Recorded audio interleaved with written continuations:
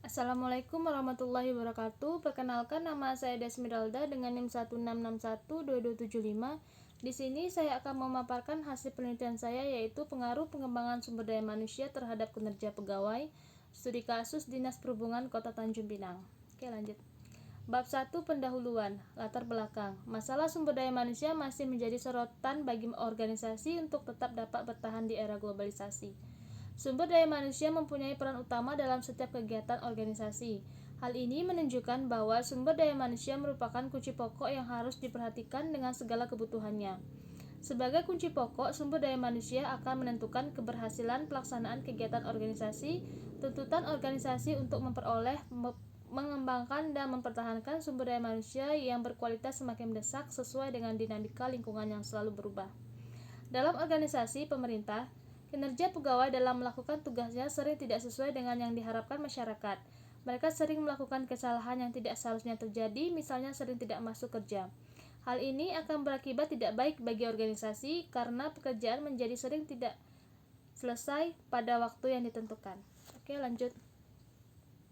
Dinas Perhubungan merupakan salah satu pelaksanaan pemerintah daerah sebagai pembantu kepala daerah yang dibentuk berdasarkan Peraturan Daerah Nomor 11 Tahun 2016 tentang pembentukan dan susunan perangkat daerah Kota Tanjung Pinang dan Peraturan Wali Kota Tanjung Pinang Nomor 50 Tahun 2016 dalam rangka penyelenggaraan tugas pokok dan fungsi Dinas Perhubungan dipandang perlu disusun rencana strategis Dinas Perhubungan tahun 2018 sampai 2023 sebagaimana dimanahkan dalam Undang-Undang Nomor 25 Tahun 2010 tentang Sistem Perencanaan Pembangunan Nasional. Tabel 1, jumlah pegawai negeri sipil. Jenis kelamin laki-laki yaitu berjumlah 40 orang, jenis kelamin perempuan berjumlah 17 orang. Jumlah keseluruhan yaitu 57 orang. Oke, lanjut.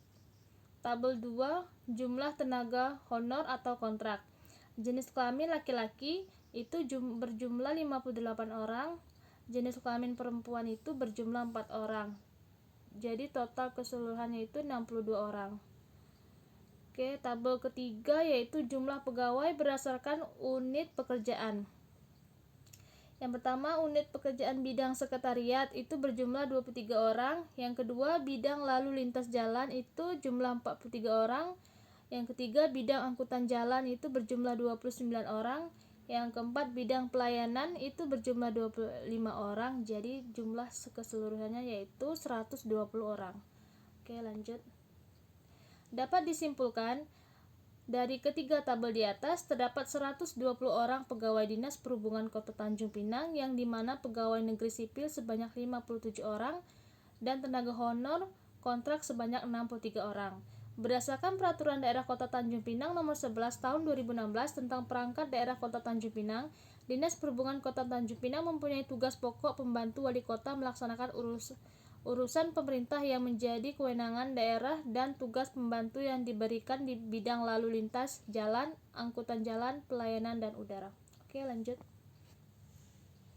Rumusan masalah. Dari penelitian ini, apakah pengembangan sumber daya manusia berpengaruh terhadap kinerja pegawai? Studi kasus Dinas Perhubungan Kota Tanjung Pinang.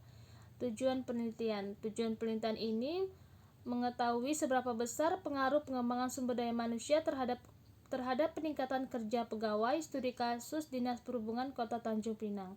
Manfaat penelitian yang pertama bagi peneliti. Bagi peneliti ini diharapkan sebagai mengetahui pengembangan sumber daya manusia dalam meningkatkan kinerja pegawai pada Dinas Perhubungan Kota Tanjung Pinang serta menjadi pula acuan ke depannya dalam menghadapi dunia kerja bagi peneliti. Yang kedua, bagi Dinas Perhubungan Kota Tanjung Pinang. Hasil penelitian ini yang diharapkan dapat menjadi perhatian penting bagi semua pihak yang bersangkutan dalam mengembangkan sumber daya manusia dalam meningkatkan produktivitas kerja pada Dinas Perhubungan Kota Tanjung Pinang. Oke, lanjut. Bab 2, tinjauan pustaka. Sumber daya manusia. Sumber daya manusia merupakan faktor vital dari keberlangsungan sebuah organisasi dan yang paling menentukan dalam mengukur keberhasilan mencapai tujuan organisasi. Pengertian pengembangan. maka pengembangan tersebut dapat dikatakan sebagai suatu proses peningkatan kemampuan atau pendidikan jangka panjang untuk meningkatkan kemampuan konseptual, kemampuan dalam pengembalian keputusan, dan memperluas hubungan manusia human relation.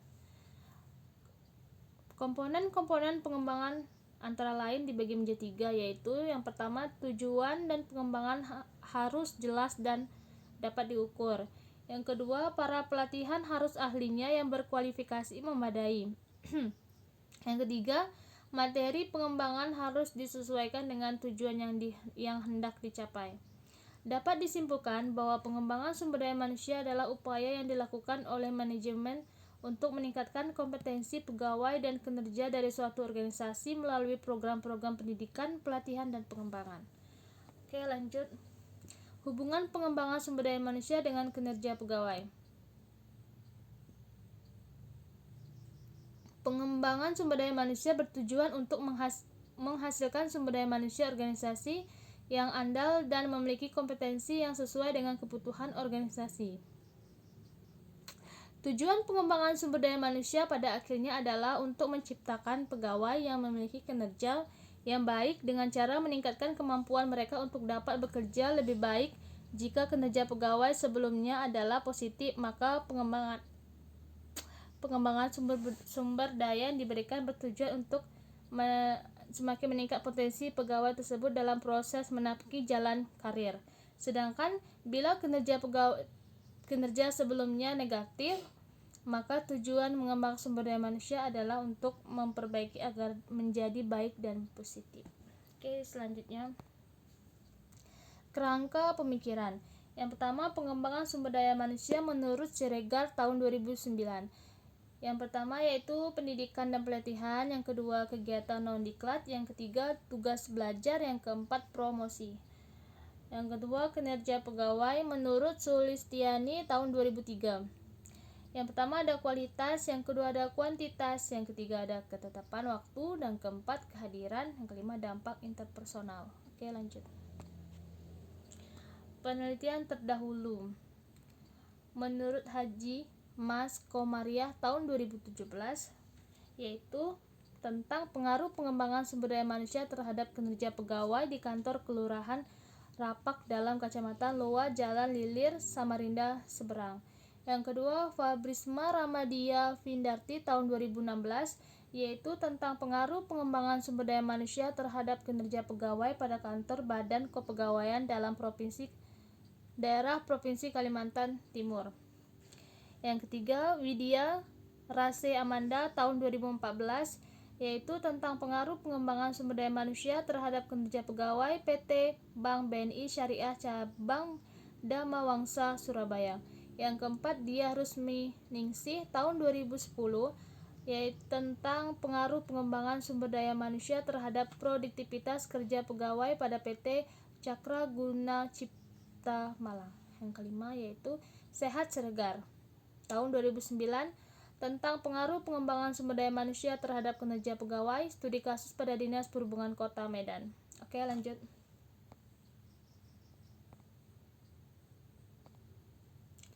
Bab 3 yaitu metode penelitian. Jenis penelitian. Penelitian ini adalah penelitian kualitatif, di mana penelitian yang menggunakan latar belakang alamiah dengan maksud menafsirkan fenomena yang terjadi dan dilakukan dengan jalan melibatkan berbagai metode yang ada. Yang kedua, jenis data. Jenis data yang pertama ada data primer dan data sekunder. Yang ketiga, teknik pengumpulan data. Pengumpulan datanya ada dua, yaitu dokumentasi dan observasi. Teknik analisa data. Analisa data yang digunakan untuk penelitian ini adalah analisa dan kualitatif, yaitu dengan melakukan terlebih dahulu, mendeskripsikan, memverifikasikan, menginterpretasikan untuk kemudian dianalisis sehingga memperoleh suatu kesimpulan. Oke, lanjut. Baik, sekian presentasi dari saya. Jika ada kesalahan, saya mohon maaf. Saya akhiri.